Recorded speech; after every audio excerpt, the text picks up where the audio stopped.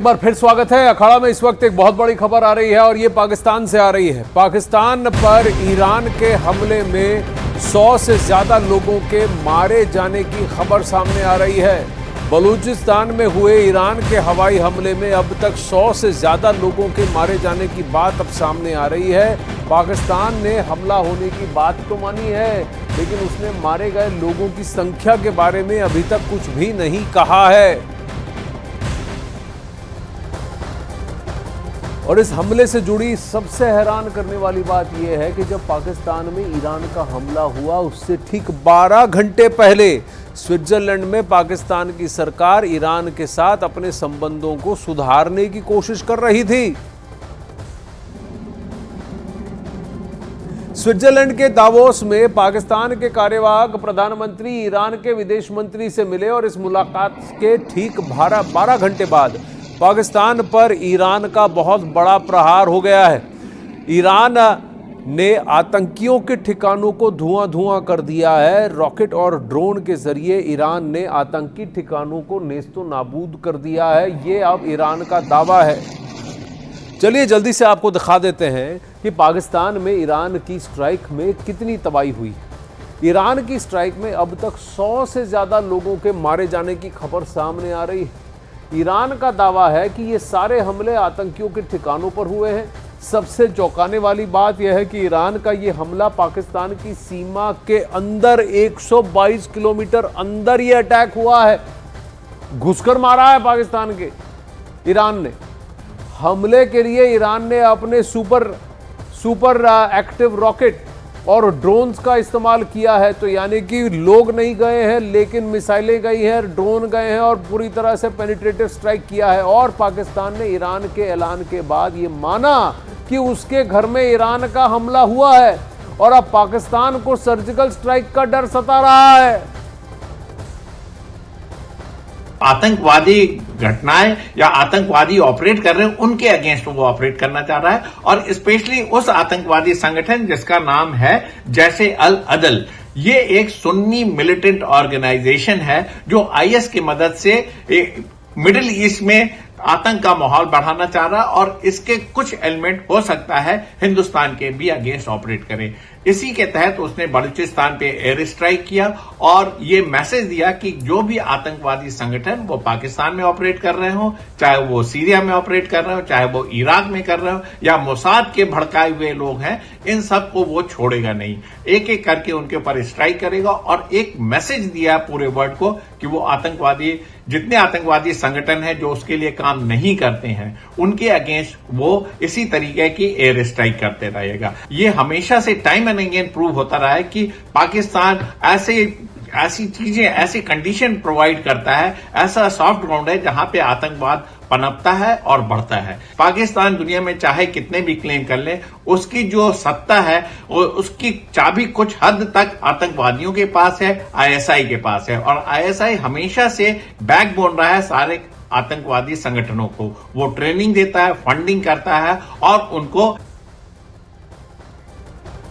संदीप बोल इस वक्त हमारे साथ हैं। 12 घंटे बाद ये हमला हो रहा है। संदीप यहाँ स्क्रीन पर हमारे सामने आएंगे। संदीप, तो क्या ये ईरान दावोस में बैठ के उन्होंने इसकी प्लानिंग की थी कि भाई हमला आप करिए, हमारे घर के अंदर घुसकर करिए, हम चुप रहेंगे क्योंकि हम इन आतंकी संगठनों से अपना पल्ला झाड़ना चाहते हैं, हमारे पास पता नहीं क्या इसका तोड़ है, तो आइए आप भी तोड़ के चले जाइए, ऐसा तो नहीं? आनंद, देखिए जिस तरीके से एक जगह मीटिंग हो रही है, दूसरी तरफ 12 घंटे बाद अटैक हो रहा है, इससे एक बात तो साफ है कि ईरान भी ये मैसेज देना चाहता है कि अंतर्राष्ट्रीय समुदाय के किसी भी बड़े कार्यक्रम में शिरकत करेगा और अपनी बात भी रखेगा, लेकिन उन लोगों के खिलाफ कार्रवाई करना नहीं छोड़ेगा जिसके जमीन से पल रहे आतंकी संगठन उसके यहाँ पे हमला करे और उनके लोगों को मारे। आपको याद होगा दिसंबर में रस्क एक शहर है ईरान के अंदर, बिल्कुल बॉर्डर के पास, वहाँ पे एक पुलिस स्टेशन पे हमला हुआ जिसमें 11 के करीब जो है पुलिस वाले मारे गए। उसके बाद से लगातार ये ट्रेस कर रहे थे, ईरान ट्रेस कर रहे थे कि जो इसका मास्टरमाइंड है वो कहाँ छुपा हुआ है। तो उसका मास्टरमाइंड का घर का पता जब पता लगा, उसके बाद ये प्रिसिशन गाइडेड जो अटैक उसको अंजाम दिए गए। हालांकि पाकिस्तान ने ये बात ज़रूर कबूली है कि मौत हुई है, लेकिन कितनी सिर्फ 2 बच्चों की मौतें बताई है और 3 लोगों के घायल होने की बात बताई है, लेकिन कहानी दूसरी है। जब किसी जगह पर ताबड़तोड़ मिसाइलें दागी जा रही हो तो इतनी कम कैजुअलिटी पॉसिबल नहीं है। लिहाजा पाकिस्तान ने जो डाटा दिया है वो कहीं ना दो कहीं चार एक पते तो हमारे पास भी victim हैं play। जिन्होंने भारत के अंदर बहुत नुकसान किया है, मासूमों को मारा है, तो ऐसा है हम भी कर लेते हैं, बहती गंगा में हाथ धो लेते हैं।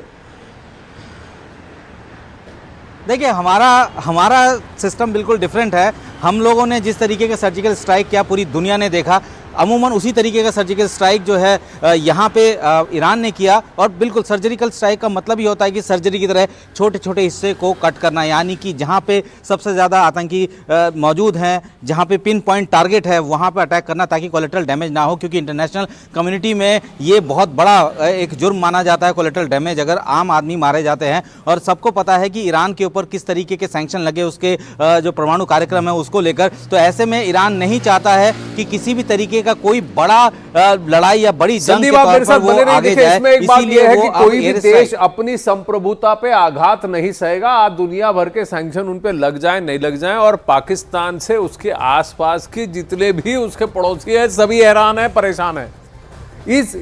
और इजराइल युद्ध के बीच एक और बड़ी खबर आ रही है ईरान से जुड़ी हुई। ईरान ने पाकिस्तान पर तो हमला कर दिया। पाकिस्तान के बलूचिस्तान प्रांत में ईरान ने ड्रोन और मिसाइलों के जरिए बड़ा हमला किया। ईरान की ओर से दावा किया गया कि उसने बलूचिस्तान में सक्रिय आतंकी संगठन जैश अल अदल को निशाना बनाया है।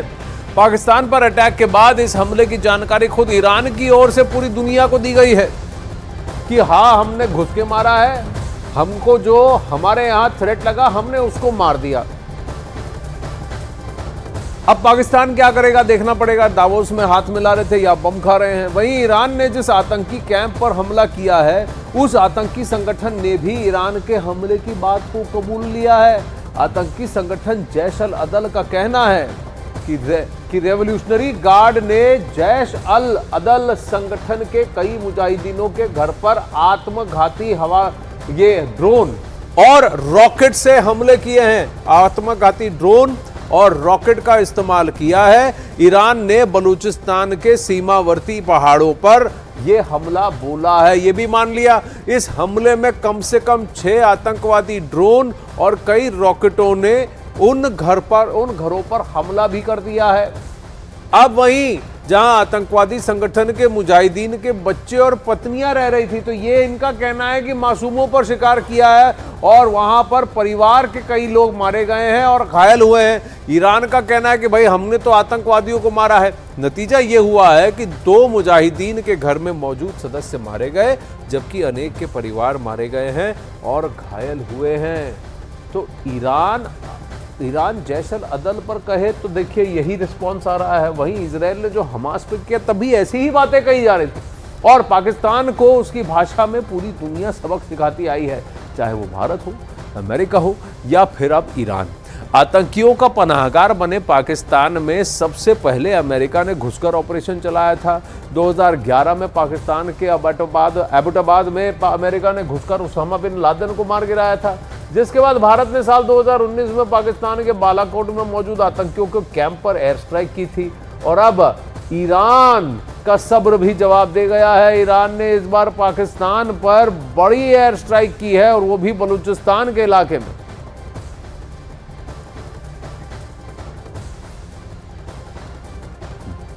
तो देखिए ईरान का भी के सब्र का भी बांध टूट गया है, और वो भी इसी इलाके में, बलूचिस्तान के इलाके में, जहां पहले से भी ईरान जो है सक्रिय रह चुका है। तो इस पर भी उसने हमला किया। चलिए 3 तस्वीरों को आपको दिखाते हैं। इजराइल युद्ध के बीच ईरान बेहद एक्टिव हो गया है। एक दिन पहले ईरान ने ऐलान किया था कि उसके इराक में मौजूद इजराइल की खुफिया एजेंसी मोसाद के हेडक्वार्टर्स पर हमले को अंजाम दिया। इसके साथ ही ईरान ने सीरिया में IS यानी इस्लामिक स्टेट के ठिकानों पर भी हमले का दावा किया, और अब ईरान ने पाकिस्तान पर बड़े हमले को अंजाम दिया है। ये तीनों घटनाओं के पीछे एक बहुत बड़ा संकेत है, और वो है खतरे का। क्या ईरान अब हरकत में आ रहा है? क्या ये यहां पर रुकेगा या फिर इन अटैक्स का दायरा बढ़ेगा, और इसकी वजह से क्या इस रीजन के अंदर कॉन्फ्लिक्ट हो सकता है? मध्य एशिया में पहले से ही इजराइल युद्ध की वजह से तनाव गहराया हुआ है, और अब ईरान की हरकतों से क्या फिर चिंगारी और भड़क जाएगी? संदीप बोल इस वक्त हमारे साथ हैं। संदीप, अब ईरान थोड़ा सा सक्रिय हो गया है और अगर आप देखें तो उसने अपने एस्पेक्ट्स जो देखिए सुन्नी इलाकों पर और सुन्नी इससे जुड़े हुए तबके से जुड़े हुए संगठनों पर भी उसने किया, जैसे अलबदल हो गया या फिर इस्लामिक स्टेट हो गया। और वहीं वो हमास के ठिकानों, हमास का हितैषी बना हुआ है और फिर इजराइल के ठिकानों और मोसाद के ठिकानों पर हमला कर रहा है। देखिए आनंद, अगर इसको ब्रॉड पर्सपेक्टिव में देखा जाए तो ये जो हमले हुए हैं, चाहे वो सीरिया में हो या फिर यहाँ हुए हो, तो ये इसके पीछे कनेक्ट है। कनेक्ट ये है कि आपको याद होगा कि कासिम सुलेमानी के असैसिनेशन के बाद जब वहाँ पे उनकी बरसी मनाई जा रही थी तो एक बहुत बड़ा अटैक होता है और उसमें 100 से ज़्यादा लोग मारे जाते हैं और ISIS जो है उसकी जिम्मेदारी लेता है। तो ईरान ISIS को जाकर सीरिया में जो है उसको हिट करता है। उसी तरीके से अगर हम लोग बात करें कि अब का जो अटैक हुआ है उसके पीछे भी यही रीज़न है कि यहाँ से जो आतंकी संगठन है उसने जाकर सीधा रस्क शहर के उस पुलिस स्टेशन को अटैक किया। उसके ये एक तरीके से साफ नज़र आ रहा है, ये ईरान मैसेज देना चाहता है कि ये जो वॉर है या ये जो सर्जिकल स्ट्राइक्स है ये किसी स्टेट के अगेंस्ट नहीं है, ये वहाँ की आतंकी संगठनों के अगेंस्ट है। और जाहिर सी बात है कि दुनिया हमेशा से ही जो जीरो टॉलरेंस ऑफ जो टेररिज्म को लेकर बात करती आई है, वो भी चाहता है कि जब हम भुक्तभोगी हैं तो उसका जवाब हम इसी तरीके से देंगे। लेकिन सबसे बड़ी बात यह है आनंद कि अब ये जो पाकिस्तान में हुआ है इसका भी फायदा पाकिस्तान उठा सकता है। मौका परस्त है, वो पाकिस्तान अमेरिका के पास जाके रोएगा और अपने लिए मदद मांगेगा।